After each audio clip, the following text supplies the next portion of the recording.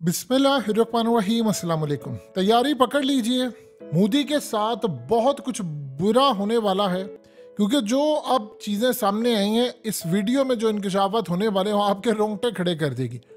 कहानी ये है कि कनाडा को अमेरिका ने सारी मालूमात दी है और यूरोप ने। ये जितनी भारत ने प्लानिंग की थी मारने की, और इसके साथ तकरीबन 8 से 10 लीडरान को वक्फे वक्फे से मारने की कोशिश की, जिसमें उसे पाकिस्तान में भी मारे, दीगर जगहों पर भी मारे, उसकी सारी की सारी इंटेलिजेंस मालूमात सीआईए के पास पहले मौजूद थी। और सीआईए के जो मुखबिर हैं वो इंडिया की हुकूमत के अंदर बैठे हुए लोग हैं, जिन्होंने ये सारी मालूमात दी अमेरिका को, और आगे वो इंटेलिजेंस एजेंसियों तक पहुंची और फिर उन्होंने कनाडा तक पहुंचाई। अब आपके लिए सबसे ज़्यादा हैरानकुन बात जो अब होने वाली है वो ये है कि कत्ल से पहले जो मालूमात और ये तमाम चीज़ें थी वो पहुंचा दी गई थी कनाडा तक, यानी जितनी कनाडा को भी पता था, लेकिन इस कत्ल को रोका नहीं गया।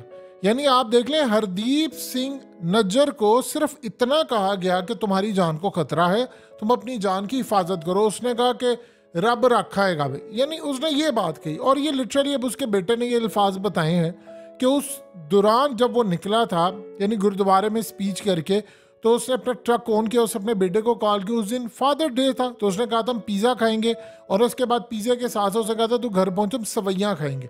ये प्लान था उनका। तो उसके बाद उसने कहा भाई मैं पहुंच रहा हूँ। उसके साथ ही कोई आते हैं, दो नकाबपोश, और गोलियां मार देते हैं।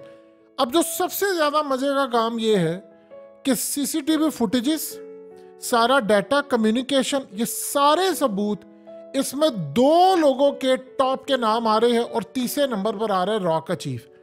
ये जो मामला सामने आ रहा है उसमें मोदी का डायरेक्टली नाम आ रहा है और अजीत डोवल का नाम आ रहा है, और तीसरे नंबर पर उनके रॉ का चीफ जो है उसका नाम आ रहा है। अब ये सारा मामला ये है कि अमेरिका से लेकर यूरोप और कनाडा, इन सबको पता था कि ये कत्ल होने वाला है, और उन्होंने उसको रोकने की कोशिश नहीं की, क्योंकि अब ये कत्ल चूंकि हो चुका है, तो होने के बाद अब इस सूरत हाल में वो मोदी को ब्लैकमेल कर रहे हैं और वो उसको पूरी तरह, यानी इबरतनाक अंजाम उसका करना चाहते हैं। लेकिन यहां पर अब मोदी बहुत बड़ी एक डील स्ट्राइक करेगा, क्योंकि उसके बगैर उसका कोई चारा नहीं है। कहानी यह है कि इन 3 प्राइम जो सस्पेक्ट है, वो 3 लोगों का नाम आ रहा है। कहानी का रुख अब जो जाने वाला है वो ये है कि मोदी के पास ऑप्शन कोई नहीं। असल में मोदी ने पूरी पहले कोशिश की है मसल दिखाने की, बहुत ज़्यादा मसल दिखाने की। यानी उसने कनाडा का वीज़ा सस्पेंड कर दिया है, कनाडा के लोगों के खिलाफ वो खड़ा हो गया है, और उसके अलावा उसने अमेरिका, चूँकि अमेरिका ने ये कह दिया है कि अगर भारत हमारा इत्तेहादी है, एलाय है, तो इसका ये मतलब नहीं है कि हम उसके साथ कोई स्पेशल ट्रीटमेंट करेंगे। और अमेरिकी एम्बेसडर ने तो क्लियरली कह दिया कि वाज़ह सबूत है कि हुकूमत के टॉप लेवल के जो लोग हैं वो इसमें शामिल हैं, और ये हुकूमत ने ही काम किया है। अब कहानी ये है, कनाडा ने इंटेलिजेंस जो सबूत है वो जो शेयर किए हैं भारत के साथ, उसमें उनके रोंगटे खड़े हो गए हैं कि वो सबूत इस लेवल के, जिसमें वीडियोज़ भी हैं, वो मारने वाले जो लोग हैं, यानी वो एयरपोर्ट से कैसे वो आए, उनके नाम पता, उन्होंने स्टे यहाँ पर कहाँ किया, किन के साथ वो राब्ते में थे, उनकी ऑडियो वीडियो डाटा, वहाँ पर मारने से पहले जो वहाँ से वो गुजर रहे थे, वो सारी सीसीटीवी फुटेज, सारा डाटा, और जिन जिन के यहाँ वो ठहरे थे, वो सारा लिंक इकट्ठा किया, तो जाकर डायरेक्टली 3 लोगों से मिल रहा है, अजीत डोवल, मोदी और रॉ का चीफ। अब सीन क्या है? सीन ये है कि अब भारत के खिलाफ ये जो इकदाम हो रहे हैं उसमें करना क्या है। अमेरिका असल में चाह रहा है कि मोदी एक डील स्ट्राइक कर ले। मोदी असल में अभी तक अवॉइड कर रहा है उसको, क्योंकि जो डील स्ट्राइक है उसमें भारत को खदशा ये है कि मेरा हशर कहीं यूक्रेन वाला ना हो जाए। असल कहानी ये है कि उसके साथ अब एक डील स्ट्राइक करने की पूरी तैयारी है। उस डील के तहत चाइना के खिलाफ बहुत बड़ा इकदाम करना है, और रूस के खिलाफ इकदाम जो करने हैं उसमें शमूलियत भी इख्तियार करनी है यूक्रेन की जंग में। ये भी उसके साथ एक मामला है। अगर नहीं होता तो मोदी पर इंटरनेशनल सतह पर लग जाएंगी पाबंदियां, और वेस्ट के अंदर मामला ये है कि बहुत सारी यूरोपियन जो कंट्रीज है वो बड़ा हार्ड स्टांस लेने जा रही है मोदी के ऊपर। पाबंदियां भी आयद हो जाएंगी, ट्रेड भी कैंसिल हो जाएगी, और इसके अलावा इंडिया पर दीगर चीज़ों पर पाबंदियां, यानी सबसे पहले इंडिविजुअल्स पर पाबंदियां। ये भी पॉसिबिलिटी है कि मोदी के ऊपर पाबंदियां और साथ अजीत डोभाल और रॉ चीफ के ऊपर लग जाए और इनको बड़े पैमाने पर दहशतगर्दी के मामलात के साथ जोड़ दिया जाए। अब जाहिर सी बात है, अगर ये होता है तो इंडिया के अंदर इन्वेस्टमेंट से लेकर सारे मामलात खराब है। कनाडा अपनी इन्वेस्टमेंट निकाले, बड़े ममालिक अपनी इन्वेस्टमेंट निकाले, तो इंडिया को जो झटका लगेगा उसका वो अंदाजा नहीं कर सकते। तो कत्ल तो इनको पता था ये करने जा रहे हैं, तो उन्होंने इसको रोका नहीं ताकि एक दफा ये हो जाए, फिर उसके बाद उसे ब्लैकमेल करें। अब इस सूरत हाल के अंदर मोदी गालिबन, देखिए, वो लड़ाई नहीं कर पाएगा, ये ज़हन में आप रखिएगा, लड़ नहीं वो पाएगा।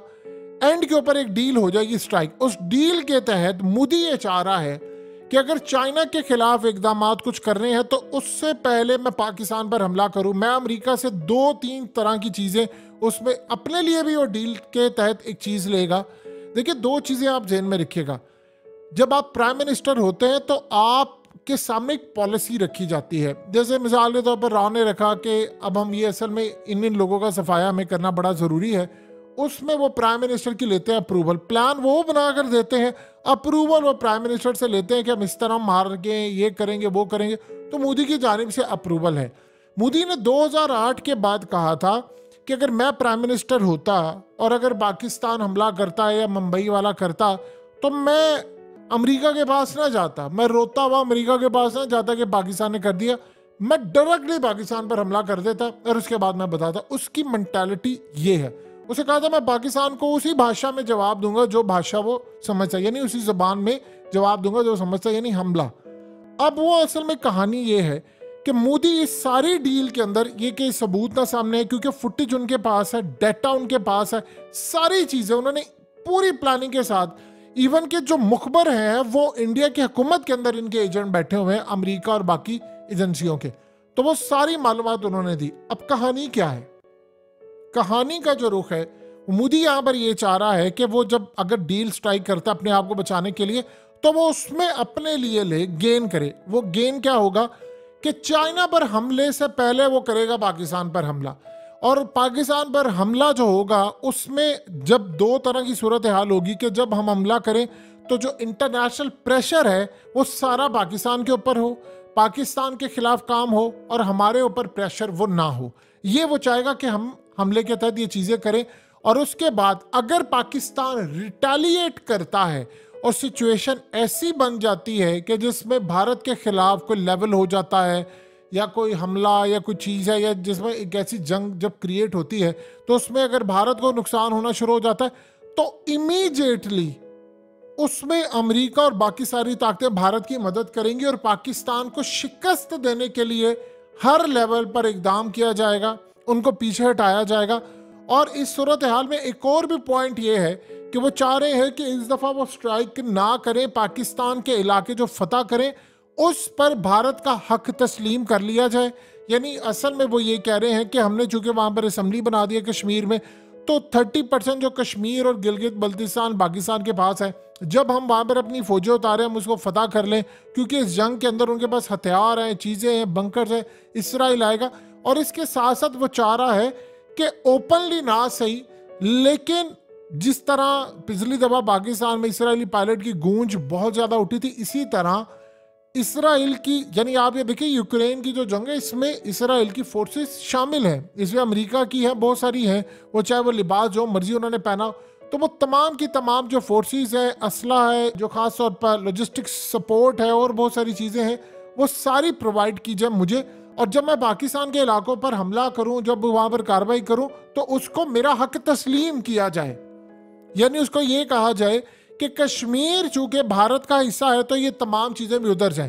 फिर उसके बाद वो चाइना के खिलाफ एक बड़ा इकदाम करने के लिए तैयार होगा, और उस इकदाम के तहत वो ये चाहेगा कि अमेरिका का साथ मुकम्मल तौर पर हो, जिसमें वो यहाँ से अगर लड़ाई होती है तो फिर साउथ चाइना सी की जानिब से भी चाइना पर हमला हो। बाकी तमाम, मैं अकेला यहाँ पर हमला नहीं करना चाहता, यानी 10-12 ममालिक साउथ चाइना सी के अंदर जो हैं, जो अमेरिका के तहदी हैं, इंक्लूडिंग जापान है, तो वो भी सारे हमलावर हो जाए। फिर ताइवान की इंडिपेंडेंस की बात हो।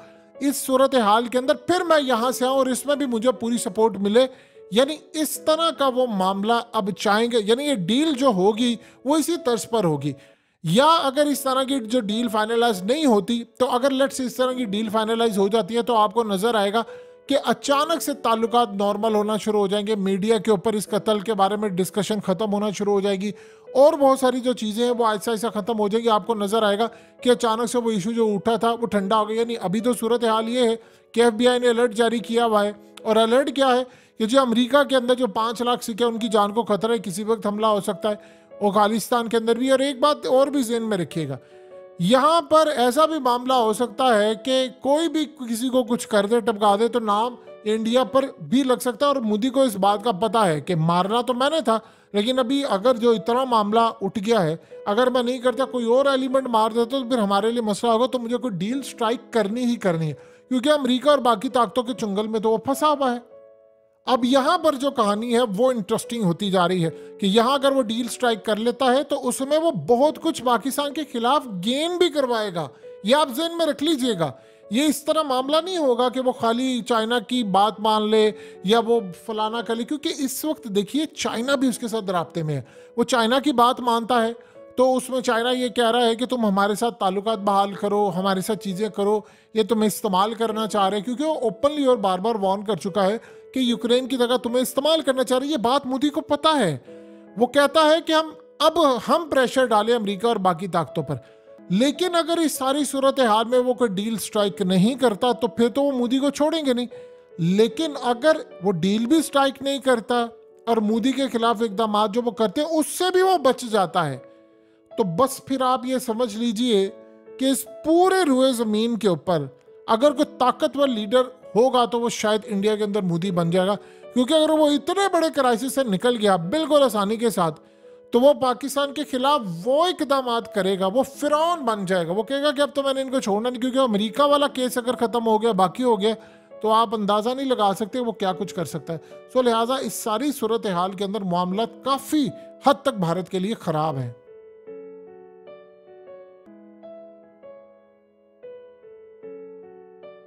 हकीकत टीवी को सब्सक्राइब करना मत भूलें, वीडियो को लाइक करें, शेयर करें और कमेंट सेक्शन में अपनी राय का इजहार ज़रूर करें।